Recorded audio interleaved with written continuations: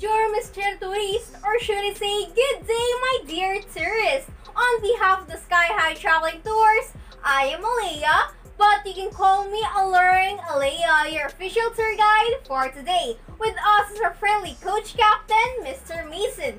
We'll be your companions for the rest of the tour. You're free to approach me if you need my help and assistance. Before we start, let me first do a head count. 1, 2, 30. Perfect. Before we begin the tour, there are a few friendly reminders and safety precautions that I want to be aware of so that our journey will be highly safe and enjoyable. To start, I ask that you stay seated until we arrive at our destination. You may eat or drink on the bus, so we have provided you with a disposal bag. Second, put on your mask and bring your alcohol and maintain social distancing at all times. Third, if you hear me whistle once and my flag raise like this, it signals to be forming a line in front of the bus to board as you'll be heading to our next destination. Lastly, a first aid kit in case of emergency. And always remember to observe and embrace what nature has in store for us by not doing anything harmful, because being a traveler means leaving no trace behind. Now, let me welcome you all to the country of love and romance, France. Bounded by the Atlantic Ocean and the Mediterranean Sea, France has long provided a geographic, economic, and linguistic bridge joining Northern and Southern Europe.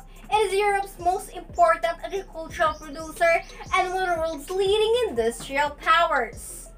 One interesting belief about France is turning a baguette upside down will bring bad luck.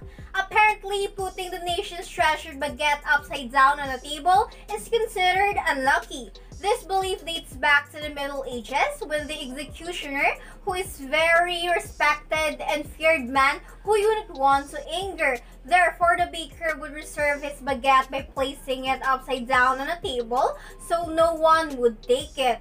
Over the years, this action became a symbol of bad luck in France. Welcome to our first destination, the Louvre Museum. The Louvre Museum is a national museum and an art gallery here in France. After more than 2 centuries of being a royal palace, the Louvre is opened as a public museum by the French Revolutionary government. Today, the Louvre's collection is one of the richest in the world, with artworks and artifacts that represents 11,000 years of human civilization and culture. The Louvre Museum ceased to be a royal residence when King Louis XIV moved his court to Versailles in 1682. The idea of using the Louvre as a public museum originated in the 18th century.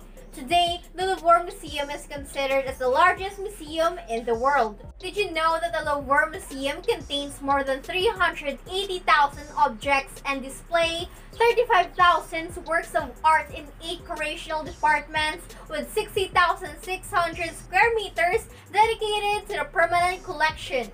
The Louvre Museum contains paintings, sculptures, drawings, and archaeological findings.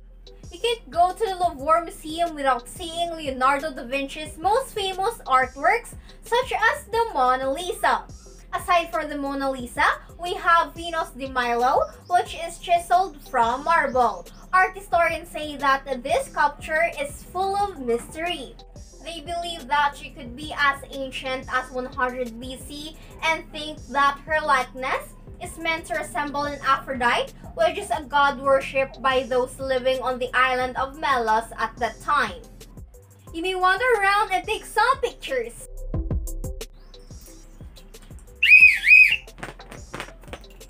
Tourists, be ready as we go into our next destination. Exploring France will never be complete without tasting their traditional southern dish, cassoulet, here in La Campanella. Cassoulet, a French stew, is quintessential winter dish, hearty and satisfying, with a perfectly cooked beans that absorbs the deep flavors of the meats and aromatics.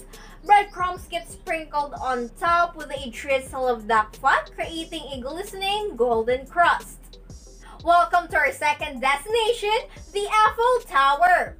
The Eiffel Tower is one of the world's most recognizable landmarks. In 1889, the Paris hosted an exposition in Versailles to mark the 100-year anniversary of the French Revolution. More than 100 artists submitted their competing plans for a monument to be built on the Champ de Mars located in central Paris. The commission was granted to Eiffel et Compagnie, a consulting and construction firm owned by architect and metals expert Alexander Gustave Eiffel. The Eiffel Tower was almost torn down in 1902. It was saved after recognizing its value as a radio telegraph station. It escaped destruction a second time during World War II. Hitler initially ordered the destruction of the city's most cherished symbol, but the plan was never carried out.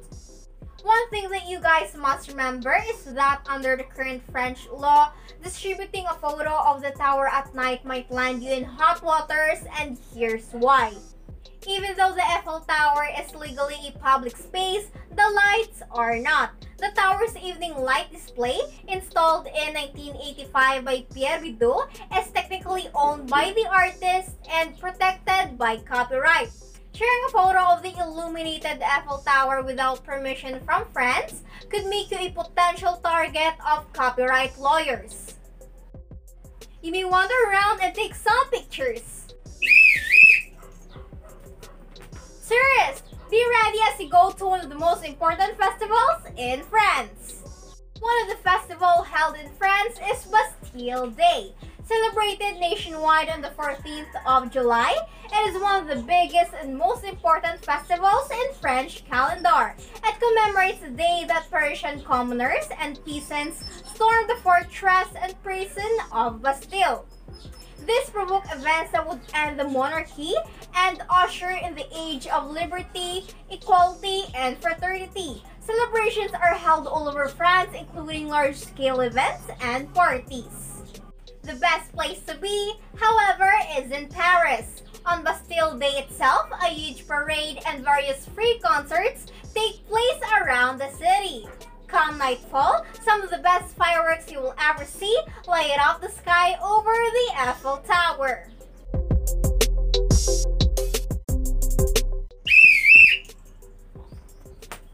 Tourists, it's time to head back to the bus because we're going back in Hotel Malte. Are there any questions, clarifications, or suggestions? Please let us know. On behalf of the Sky High Traveling Tours, we are very grateful for choosing us to be part of your unforgettable journey here in the country where liberty, equality, and fraternity is the national motto, France. Once again, this is Alluring Alea signing off.